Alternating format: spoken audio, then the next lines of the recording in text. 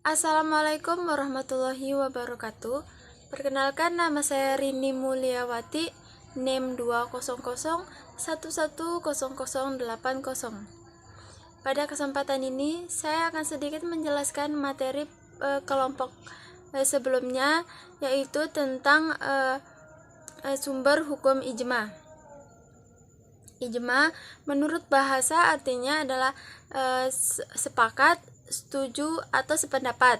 Sedangkan menurut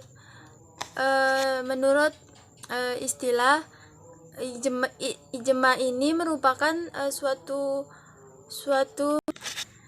pendapat semua ahli ijtihad umat Nabi Muhammad SAW sesudah wafatnya pada suatu masa tentang suatu perkara hukum.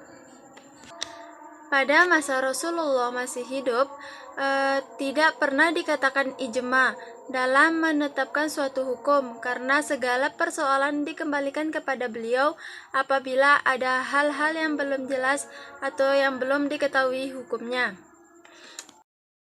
Ijma dapat terwujud apabila terdapat empat unsur diantaranya, yaitu yang pertama adalah ada sejumlah mujtahid ketika suatu kejadian, karena kesepakatan ijma tidak akan terjadi apabila tidak ada sejumlah mujtahid yang masing-masing telah mengemukakan pendapatnya yang sesuai atau yang memiliki suatu pandangan. Dan yang kedua adalah bila ada suatu kesepakatan para mujtahid umat Islam terhadap hukum syara tentang suatu masalah atau suatu kejadian pada waktu terjadinya, tanpa memandang negeri, kebangsaan, atau kelompok mereka. Dan yang ketiga yaitu kesepakatan semua mujtahid itu tidak dapat diwujudkan dalam suatu hukum, tidak dapat disebut dengan ijma kalau hanya menurut pendapat mayoritas. Jika mayoritas setuju, sedangkan minoritas tidak setuju, maka tetap adanya suatu perbedaan pendapat.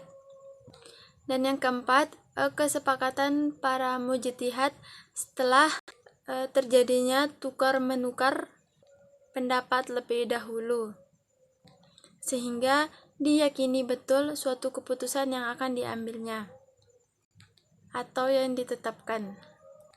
Selanjutnya adalah macam-macam ijma. Ijma ditinjau dari cara penetapannya dibagi menjadi dua.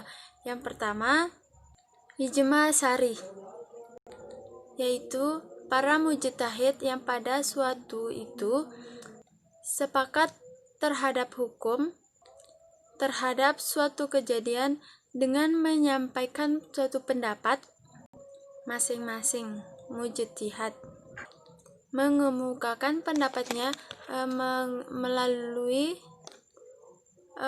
melalui ucapan atau perbuatan yang mencerminkan suatu pendapatnya.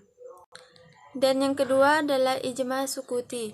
Ijma sukuti ini yaitu sebagian mujtahid pada suatu masa itu mengemukakan pendapatnya secara jelas terhadap suatu peristiwa dengan fatwa atau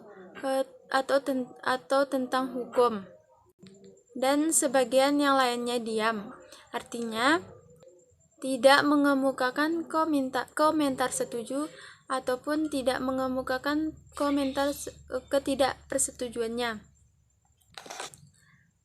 Mungkin hanya itu yang dapat saya sampaikan. Kurang lebihnya saya mohon maaf. Wabillahi taufiq wal hidayah. Wassalamualaikum warahmatullahi wabarakatuh.